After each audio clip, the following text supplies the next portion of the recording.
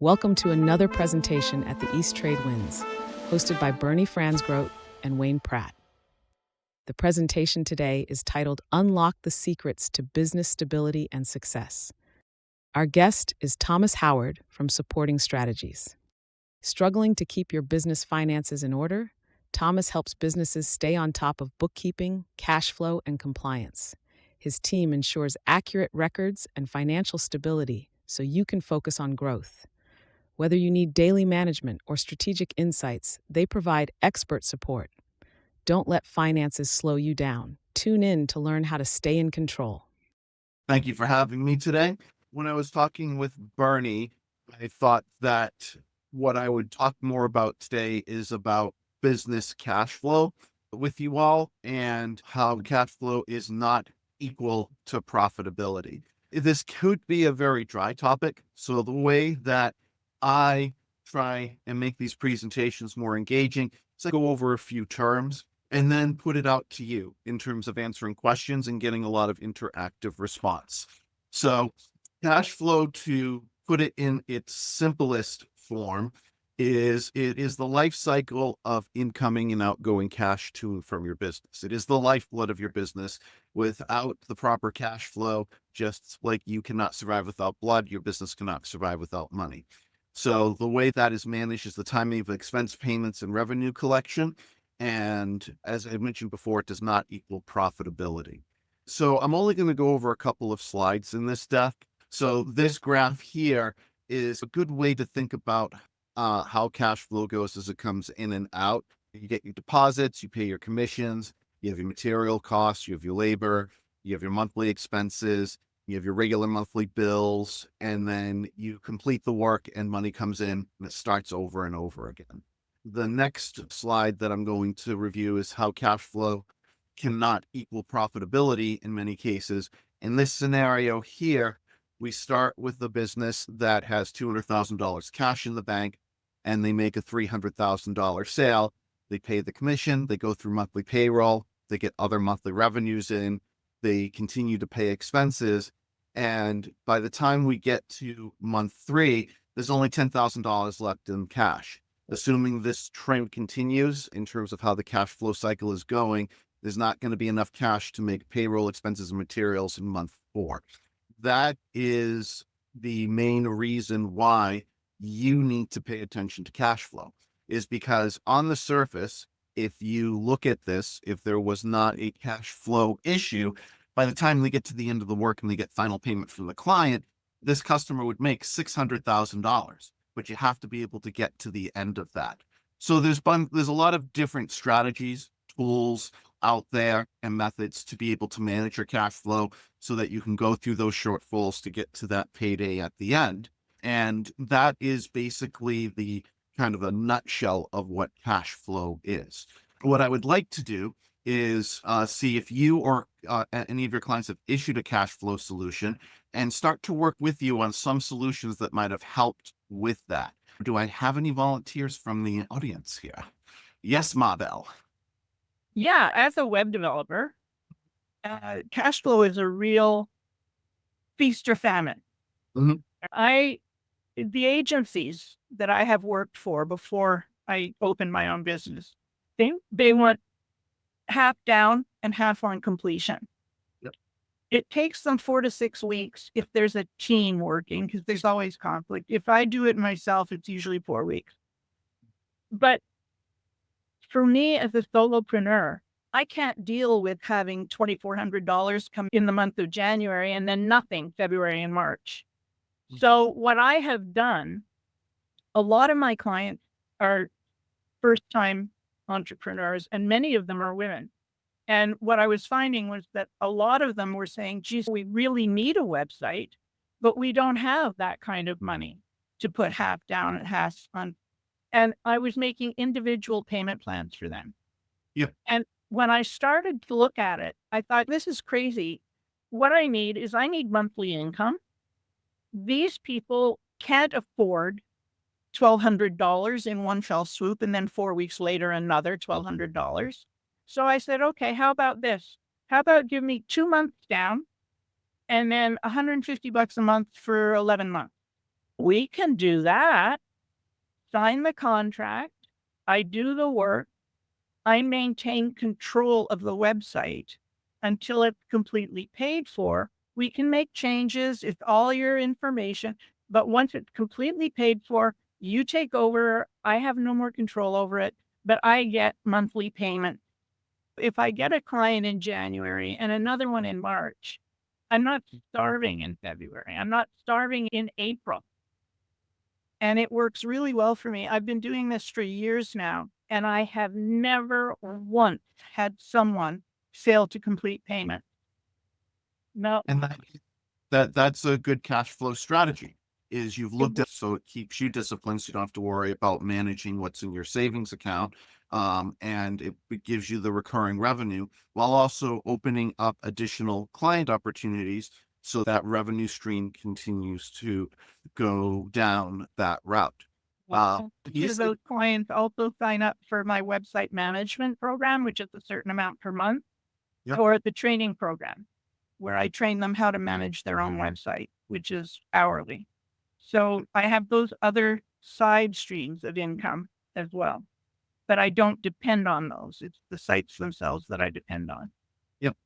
So, like I said, that's one of the cash flow strategies that you were able, your market was open to that, and that's worked out well. So yes, revenue management is one side of the equation when it comes to better management of your cash flow. What if that wasn't an option though? Does anyone want to take a stab at what are some other tools that you can use?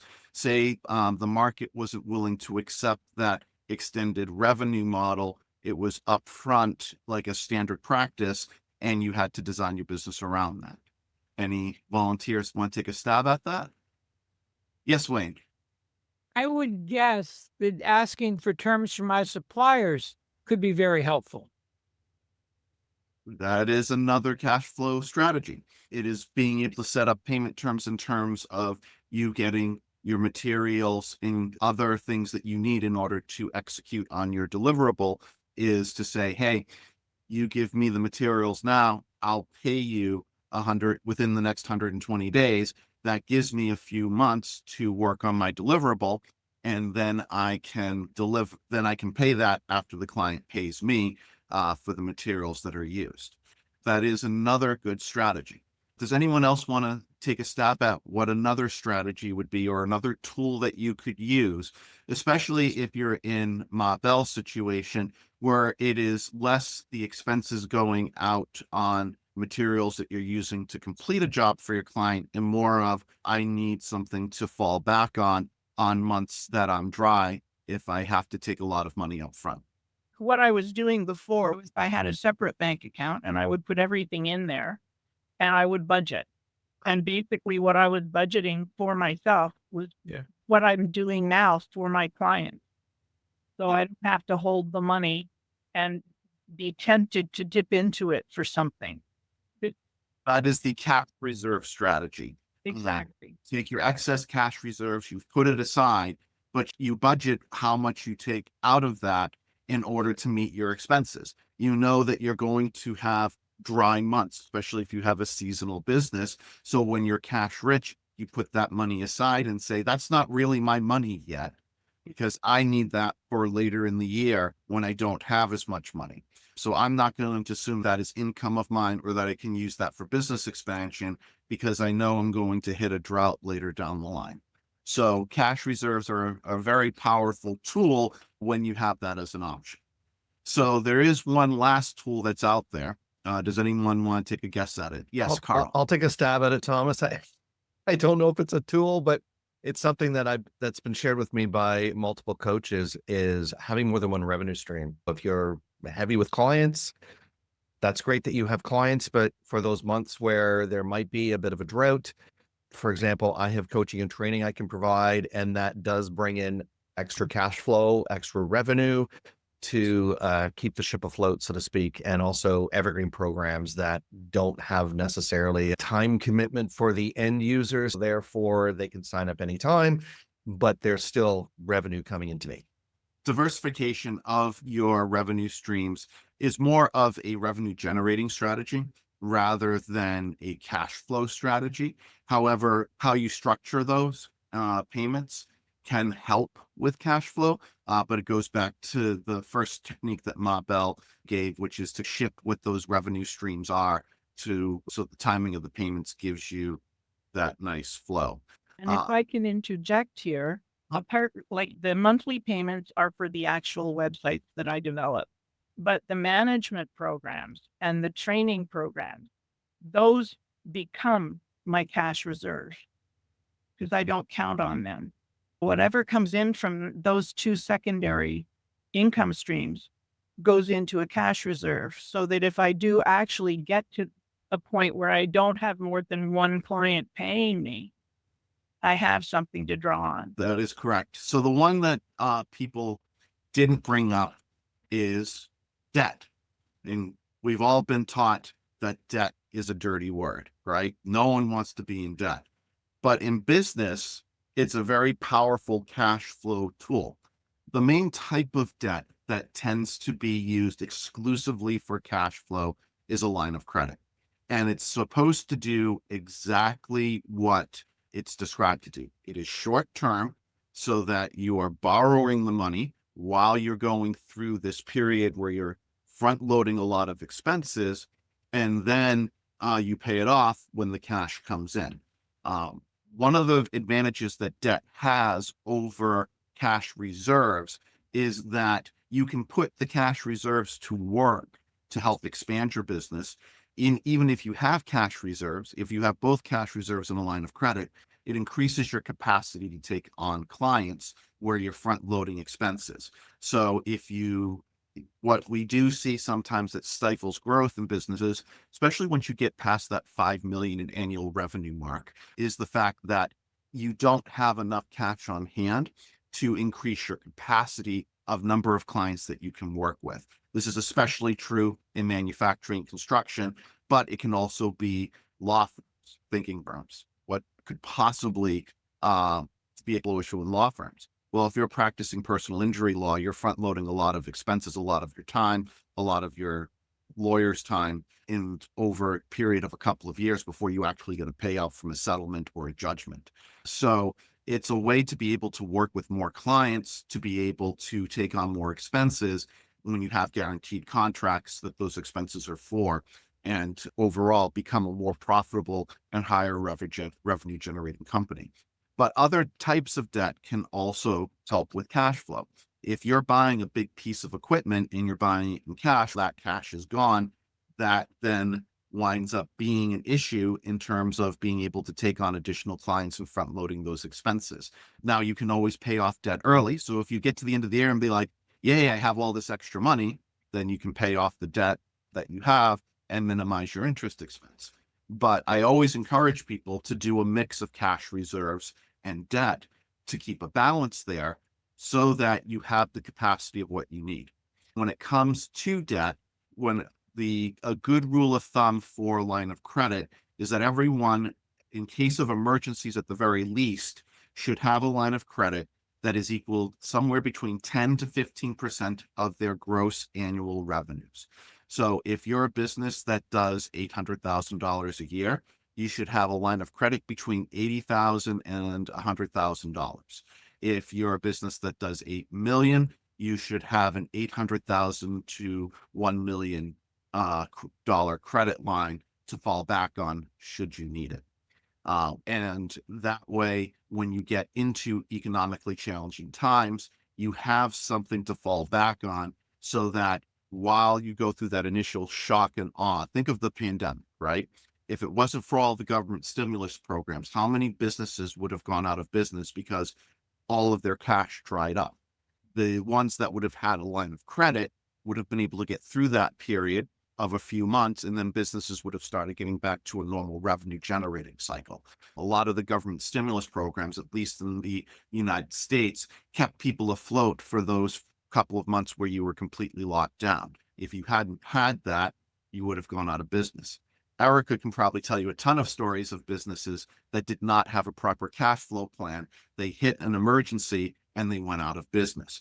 Part of what Erica does is to make sure that there's financial resiliency built into the operating model of a business so that when that tornado strikes, when that pandemic hits, when the flood comes, you have the right tools in place so that while your business operations are down and you're not generating revenue, you have a supply of cash, whether through debt, cash reserves, or others, to be able to get through that.